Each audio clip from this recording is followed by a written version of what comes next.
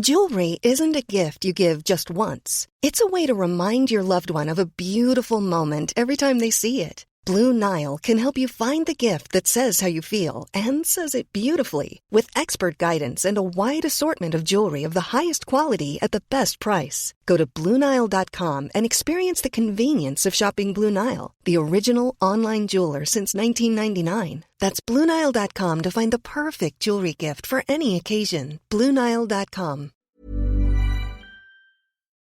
This is a Stocks for Beginners quick tip.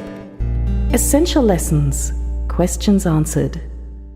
What's the season of life you're in, and how are you going to put your financial house in order? Robert Farrington is the founder of The College Investor, the number one tool to help people get out of student loan debt, learn how to earn more money, understand how to start investing and build real wealth. In this quick tip, Robert explains how it's not about searching for a big win in the stock market, but implementing long-term incremental changes. Yeah, I mean, I came to this in a couple ways. Well, first off, I had a couple amazing early wins, right? So when I tell you that that's the worst thing that can happen, it's my story. So I remember I picked some stocks, when I was 21, 22 years old, 200% return on these things and amazing stories to tell. But I was never able to repeat it. And I ended up losing all that money and getting back to basically square one. And it just didn't seem like this was appropriate.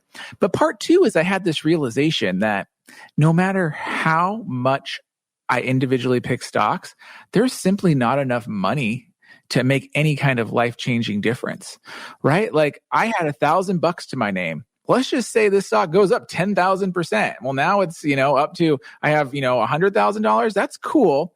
But that's not going to happen. That's not even the right math to that. I think that's $10,000, right? So it's not going to change your life. The number one thing that's going to change your life before you're 30, even before you're 40, is simply how much you can put into your investments. It has nothing to do with the return. And I think there's been some studies done on this as well. Your return cannot make a difference really on the outcome of your life.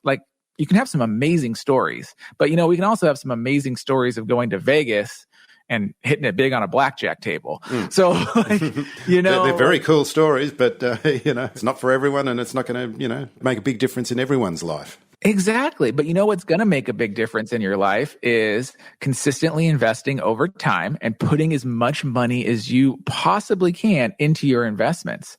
And then if you can just get the market rate of return, 10% a year, you are going to be solid by the time you're getting close to retirement. And if you start this whole process when you're 20 years old, 22 years old, you're going to be solid by the time you're 35. And so that's really the name of the game. It's not about what you invest in. It's not about picking stocks. It is about how much you can possibly get into your investment accounts as early as you physically can. What are some of the common misconceptions people have when they're seeking your help and advice? Well, the number one thing that I actually start with 95% of people is just getting organized. Now, this might sound counterintuitive to you and I, but most people don't even know where to start. We need to look at your income, look at your expenses, and then find a tool to kind of track where your money's going. Again, we don't teach this stuff in school. So I can't tell someone how to get out of debt faster if we don't have a clear picture on what their expenses or their income is. I can't say hey, you can invest more, max out your individual retirement account if you do this, but we don't even know what that is. And so step one is honestly laying everything out and then finding the tools that work for you, because everyone's different. I'm a big believer that personal finance is personal. Some people, they want that pen and paper and they want to write it out. Some people are Excel spreadsheet junkies and they want to put everything in Excel. I'm an app kind of person, so I like having a personal finance app that tracks all your stuff.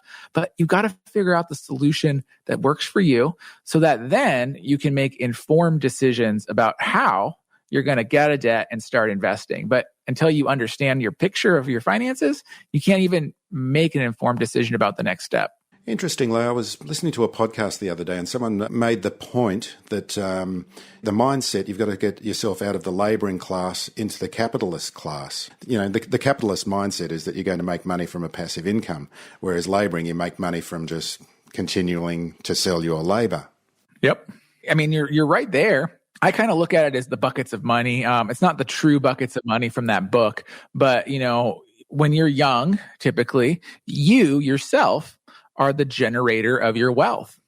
And the ideal goal is that you have a little bit of arbitrage in what you earn and what you spend, and you take that and you put it into other wealth generating buckets. And those buckets are a business potentially. They are equities, stocks, bonds, mutual funds, and real estate. And, it doesn't have to be all those buckets at once, but, you need to start taking some of that money that you are generating and putting into those buckets.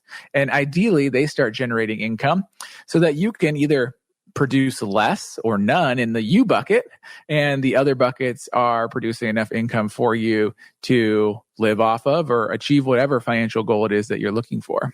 Do you find people are responsive, or some people just find this is all too hard and just don't make the changes that are necessary in their life? What kind of percentage would you think it would be happening there?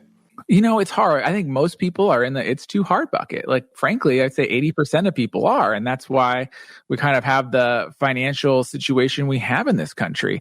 But on the flip side, I think everyone does get to a light bulb moment in their life. And ideally, it comes sooner rather than later. But, let's be honest, a lot of people aren't getting these light bulbs in their 20s. They're getting them in their 30s or 40s.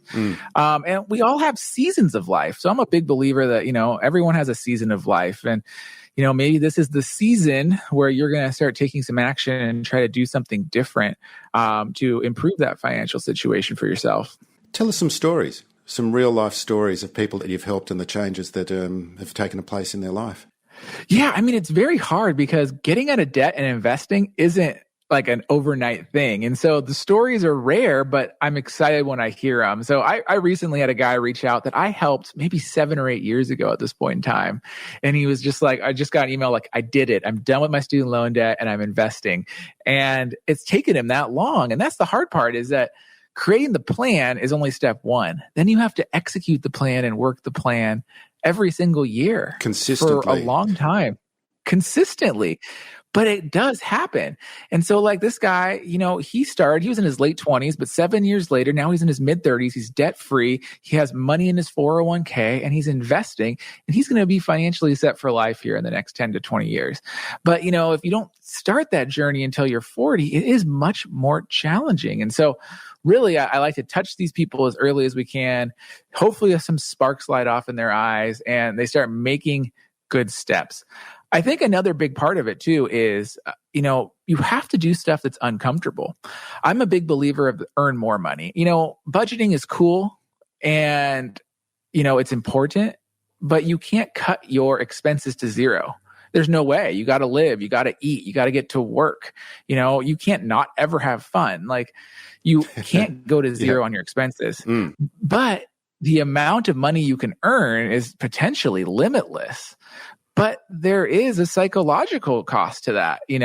What are your friends and family going to think if you decide to go and deliver for DoorDash or Postmates, right? Like, people will judge you. And so I think a lot of people have a hard time overcoming the psychological aspect of everything. But I'll also tell you that people are judging you when you're 35 and 40 and financially independent. And they're not going to realize all the crappy work you put in when you were 20-something to get there. So if you can overcome the judgment of your friends and family, you can really do wonders with your personal financial life. If you found this podcast helpful, please tell a friend, especially if it's someone who needs to start thinking about investing for their future. You'll be helping them and helping me to keep this show on the road.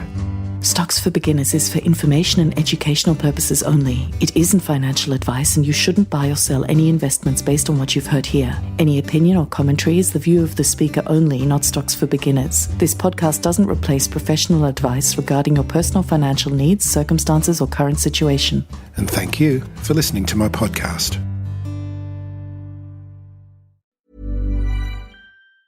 At Staples Business Advantage, our experts can help you find furniture that fits any design and budget, while AI can recommend products based on preferences, generate 3D models for visualization, and optimize space planning for office furniture. Take advantage of our team's eye for style and design. And my eye for, wait, I have no eyes. Only algorithms. Let Staples Business Advantage use today's latest innovations plus our team's experience to make furnishing an office space easier for you. Sign up today and save 20%. Staples Business Advantage. Business is human.